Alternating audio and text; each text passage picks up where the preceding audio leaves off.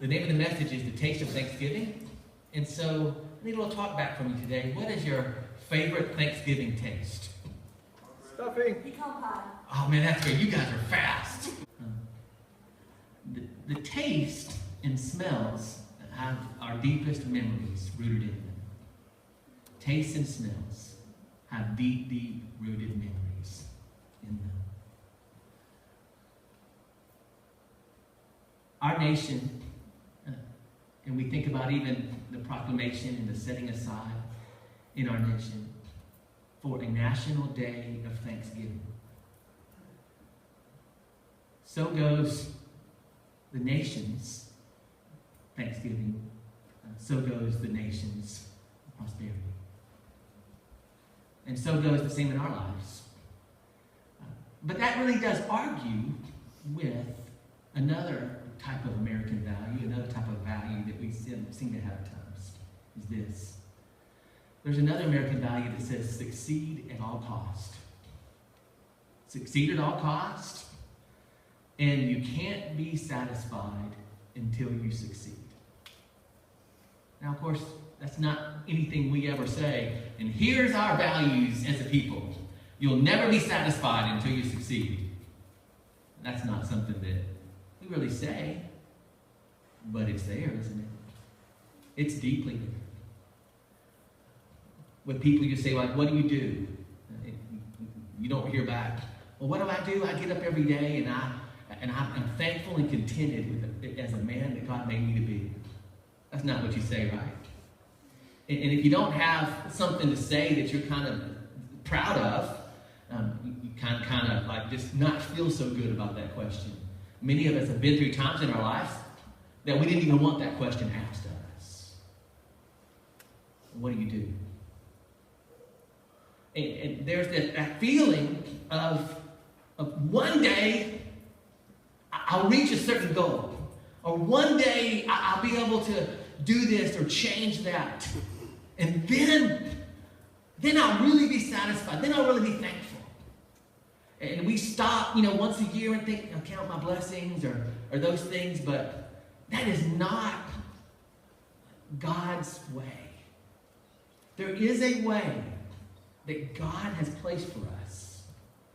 And it's not to be thankful when I have. It's not the when I have, but it's to be thankful for what I have. Now that becomes more difficult. But not only when we come to Thanksgiving, this idea of there's a taste with Brian and his pumpkin pie, or with me and Allie and our sweet potato souffle, not that. But we rarely really come in contact with people that exude the type of Thanksgiving that's a truly biblical Thanksgiving.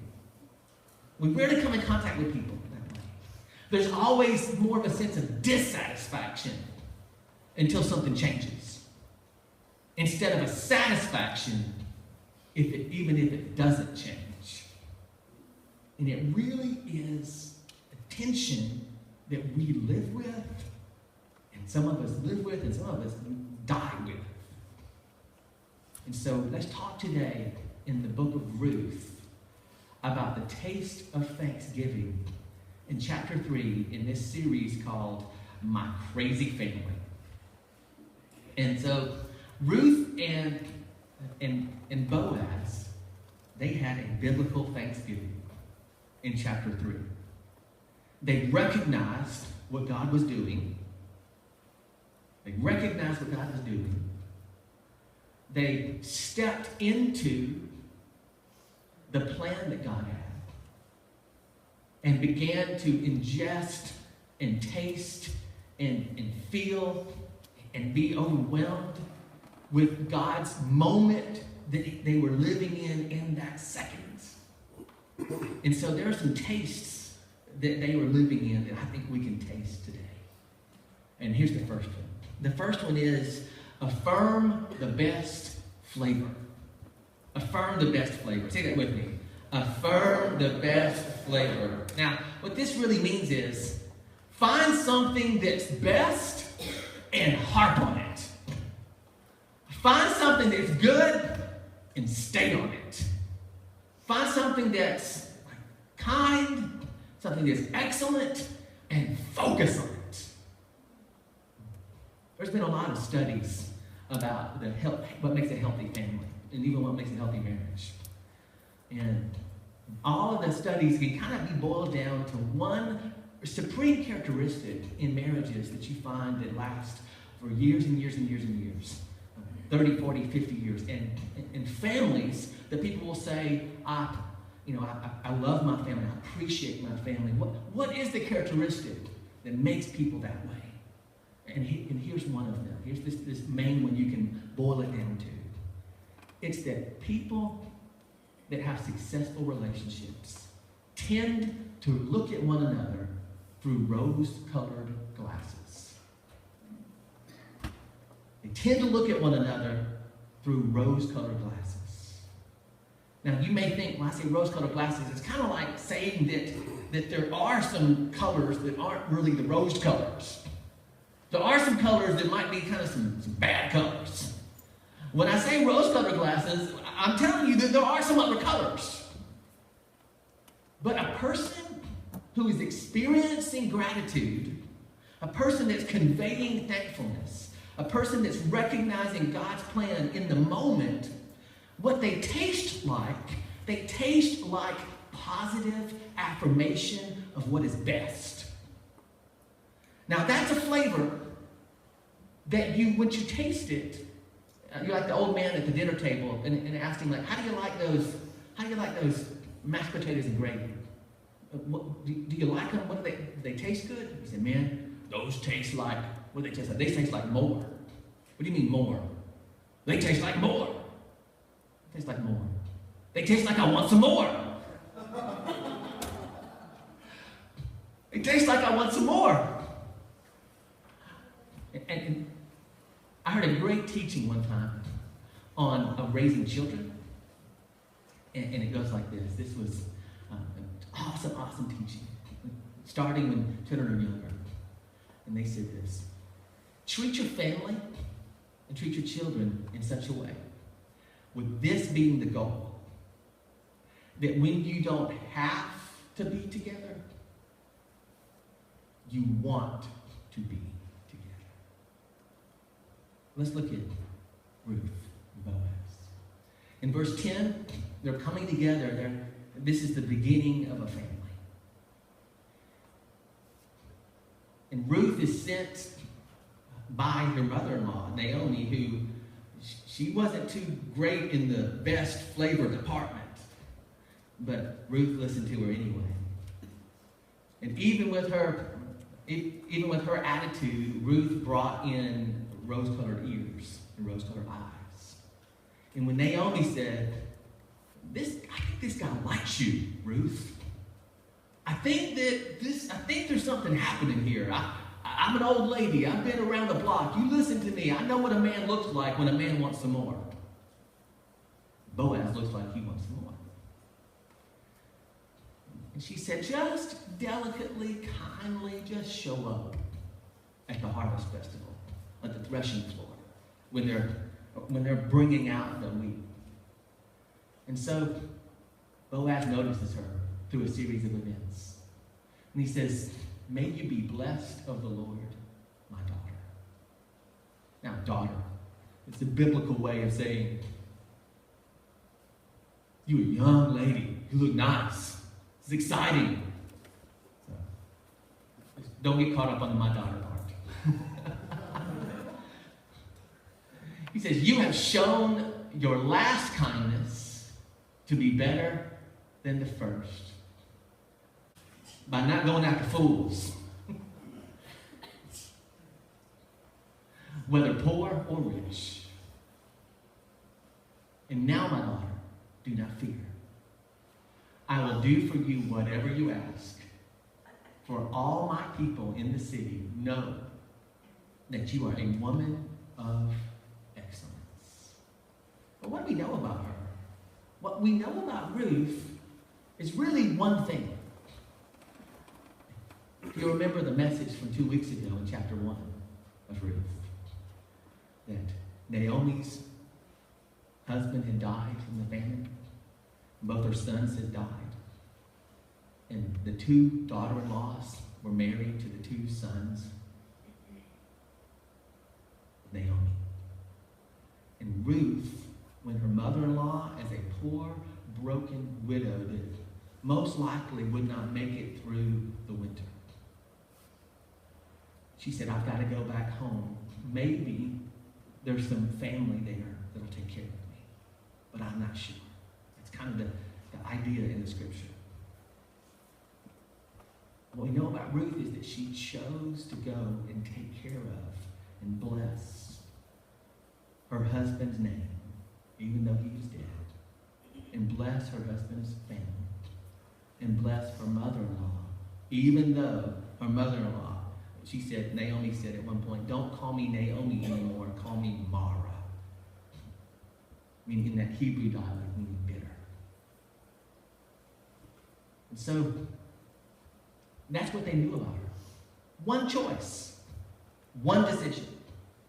We don't know if Ruth, we don't really know how beautiful she was. We don't know if she ever had bad breath. We don't know if she cooked good. We don't know if she was athletic. Right? We don't know if she could speak well. She could sing.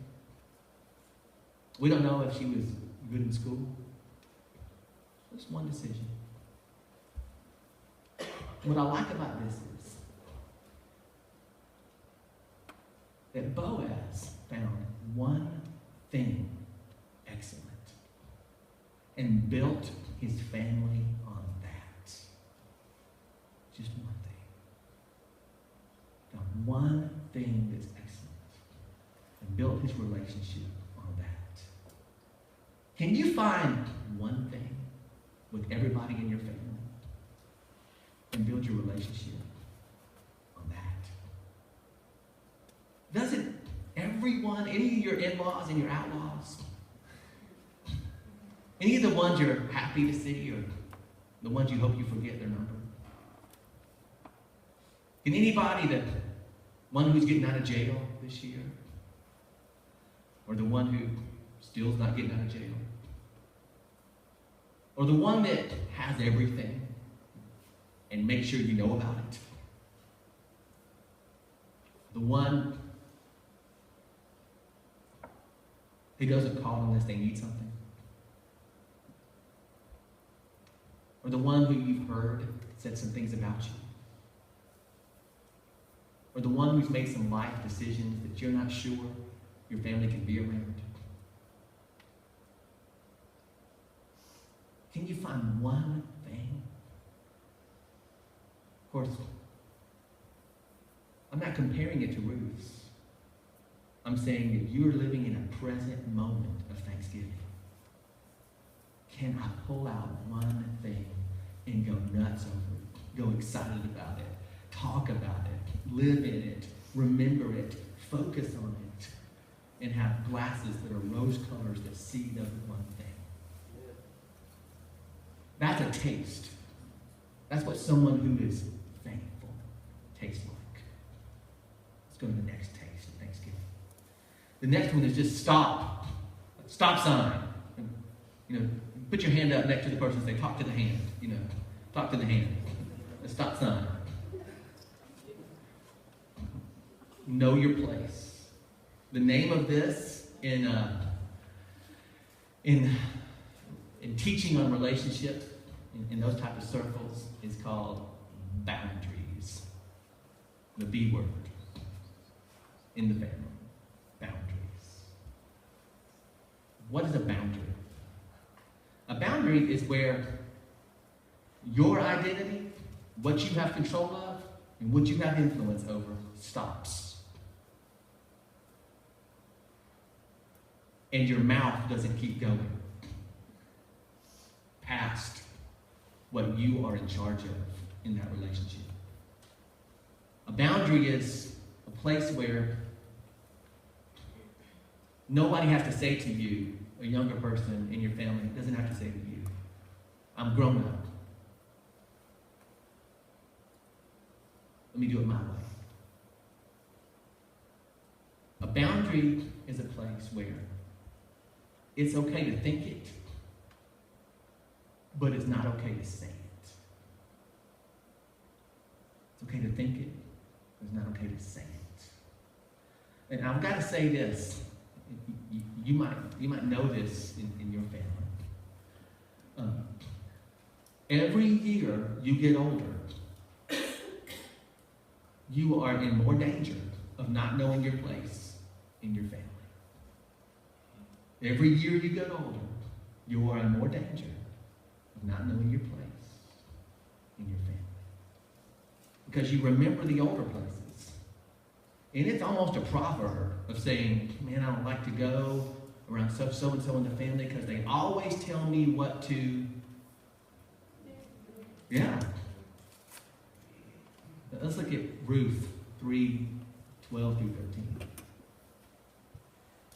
And now it is true that I am a close relative. What means in their society, in their kind of tribal clan, marital system, is that you had to be part of the same tribe in order to marry this widow. In fact, it was required that if she would marry, that it would be someone who was kind of next in line to marry her. And so the relationship began. He saw what was good. And the Bible indicates that he saw what he wanted. Boaz did. He saw the possibilities. And Ruth did too. And this is a characteristic that needs to be taught to every man and every woman, but especially men, is knowing when to stop. It's powerful here. He said, it's true that I'm a close relative. However, there is one that is closer than I. Boundary. Boundary. He said, remain this night, because there was a group of them through the harvest. And when the morning comes, if he will redeem you, good. Let him redeem you. This word redeem is not used accidentally here. It's amazing because everything that's happening through here is kind of a type, an example of Christ's redemption of us. Let's talk about redemption for a little bit. I love the story of the man and the little boy who built a boat. So the man and boy built the boat. It took him about 6 months to build it. Model step by step. Model step by step. Glue, put it together, covered it in the kind of paint that would not be infiltrated by water, and everything was right. And he had a little sail on it, and he took it down to the lake. And put it out. Just that moment, he put it out in the lake. They were so excited to see the wind come up. And here comes a big wind. And it blew it all the way across. And the wind came up and the waves gone. And they couldn't even see where it went. And it was gone. They couldn't build another one just like it. If they did, it wouldn't be the same. You know that feeling? I could get another one, but it wouldn't be the same. One day, several months later, they were walking downtown and they came across a window pane. And they saw in the window pane, held up perfectly, the little boy saw his boat. And it was a toy store. How did my boat get there? It's my boat, Dad. It's my boat. It's my boat. We said, Dad, what are we going to do? What are we going to do? And the price was several $100s they had put on it. And the dad went in. And he looked at it. He realized the situation. They could have tried to fight for it, but how could they prove it? It was lost. So the dad pulled out his money and he purchased it. And the little boy held the boat close to himself and he said, little boat, I made you once and I bought you back again. The word redeem is very important in Christianity. To redeem means that you buy it back. It's a redeem. You buy it back. And in this passage, this whole idea of redemption is laced through. This word redeem to them, one of these aspects of it was that the deceased man and the family had property. And Boaz had to be able, willing, and able to purchase the family's property and to be able to have the privilege to marry the woman. And Boaz said, I'm able to do it. I'm able to say it. I'm able to claim it. But as the Lord lives, I will do it. But it has to be that God opens the door. I can't just do what I want. A thankful person, a taste of gratitude, a taste of thanksgiving is when you walk in the door into any room you're in and you already know you can't just say what you want because it's family. You can't just do what you want because it's family. A thankful and gracious person says, God, I don't take more. I don't claim more. I thank you, God, for what is already. And there's a tremendous blessing that happens in that. Because the one who takes and claims more than the boundary, God typically removes even what he or she has. And the one who does not exceed the boundary, God says, oh, I'll give you more influence. I'll give you more influence. Let's look at the next taste of Thanksgiving in this passage. Honor. Say this with me. Words protect family. Say it again. Words protect family. I knew a lady one time, she had a filthy mouth. Now, her mouth wasn't filthy with cuss words. Her mouth was filthy with complaining. Now, I weren't my words that she said that she was filthy with complaining. That was her words. She said, Pastor, I just can't seem to break the habit of complaining about everything all the time. She said, I come from a long line of complainers. I come from a long line of negative thought.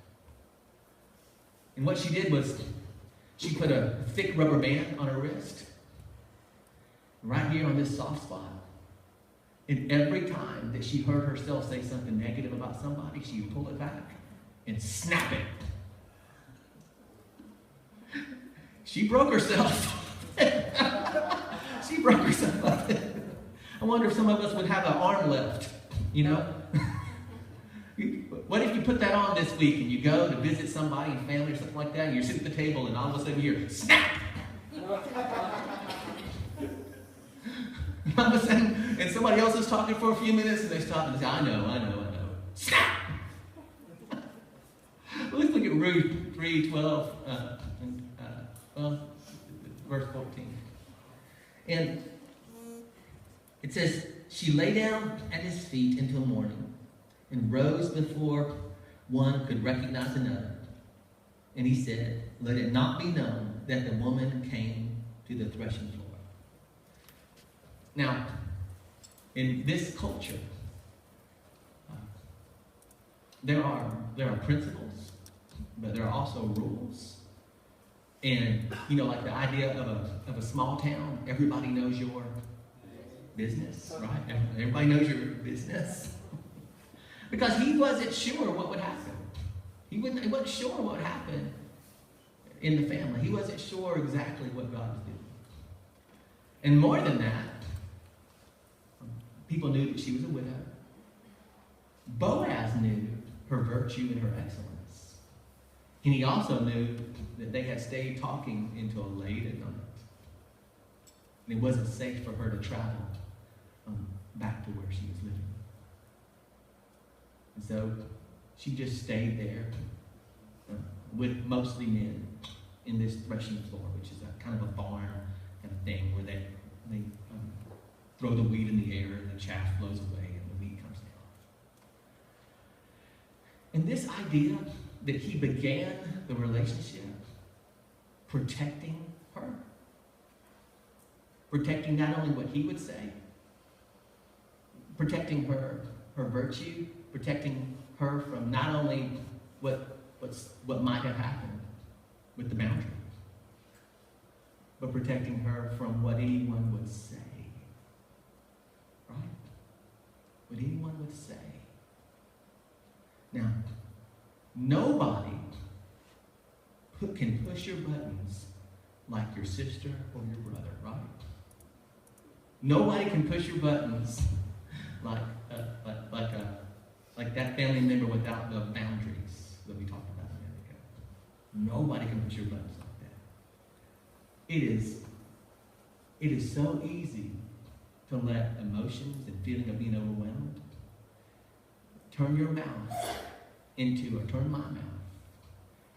a non-honoring factory of words and thoughts and emotions that just should not be said. If I were to really gauge the things I say and the things I allow to be said, or the thoughts that I think, the thing that turns me negative more than anything else is when I feel insecure, embarrassed, frustrated, overwhelmed, or angry, right?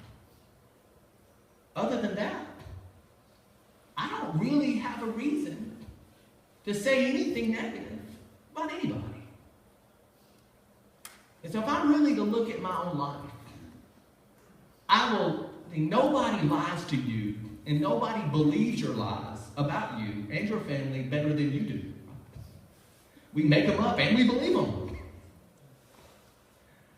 And we can tell ourselves, man, I'm just trying to help them out. Man, I am just trying to help them. I'm trying to help them out. And it's not true.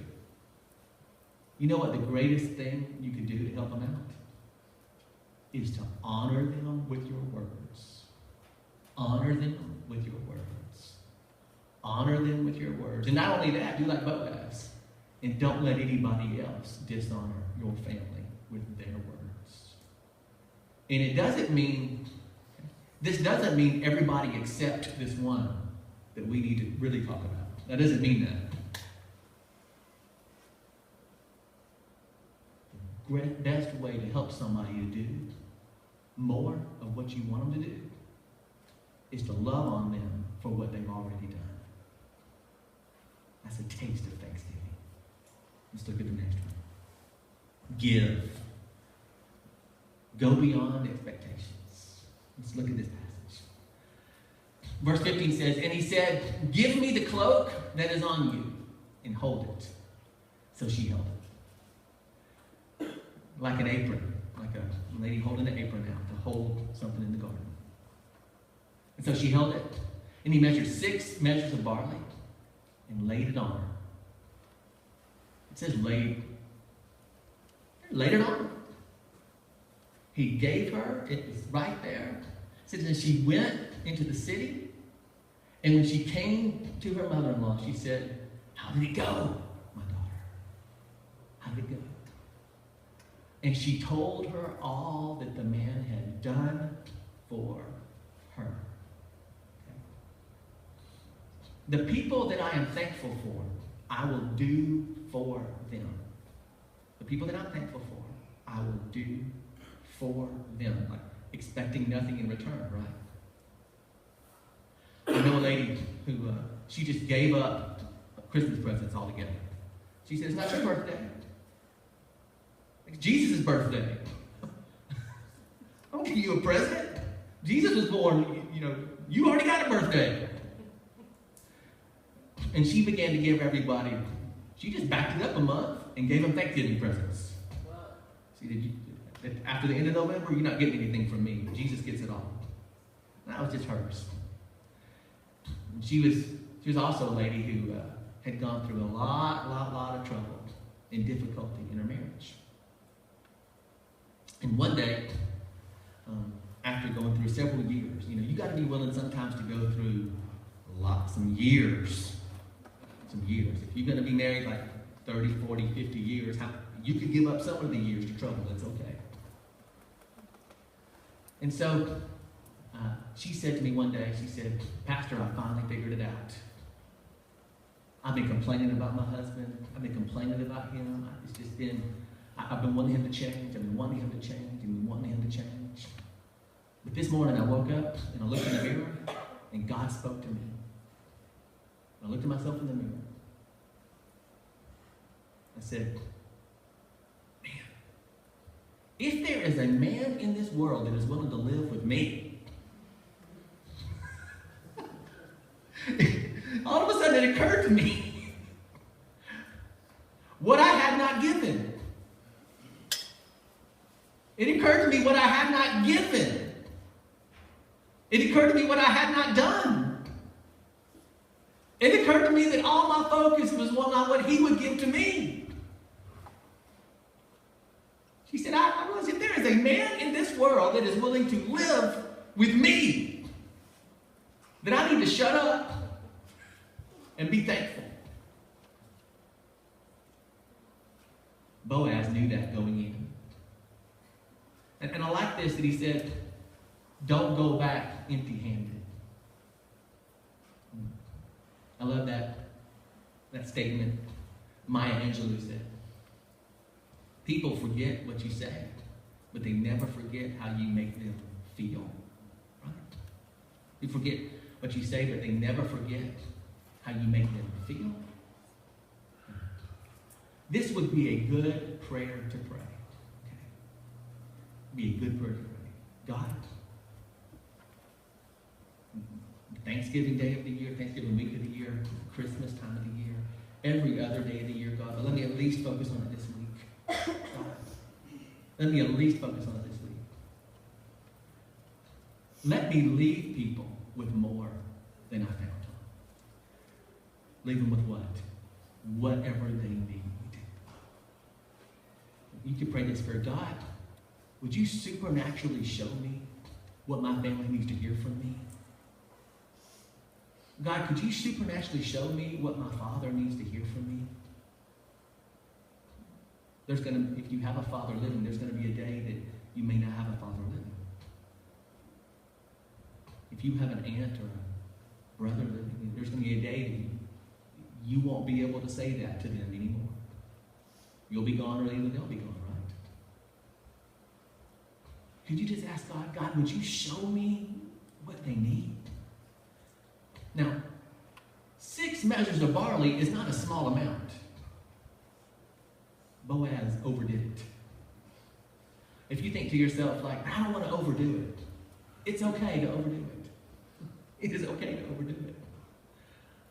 I don't know what to say. I can only think of one thing. All Boaz could think of was barley. I don't really even know if that's a good gift to give a woman. I could say, Pastor David, I came back, I gave all my family barley for the holidays. I don't even know if that's a good gift to give a woman. He gave her, what did he give her? He gave her what he had. Right? He gave her what he was able to give her. And he gave her something that would represent his ability to take care of her. Right? Now, God didn't birth you into your family for no reason at all. He birthed you into your family because you have something to give them that they can't get without you. God, what is it, God? What can they not get without me? Well, maybe there's the stop in there. What do they need to stop getting from me? Let's go on to the next. Act.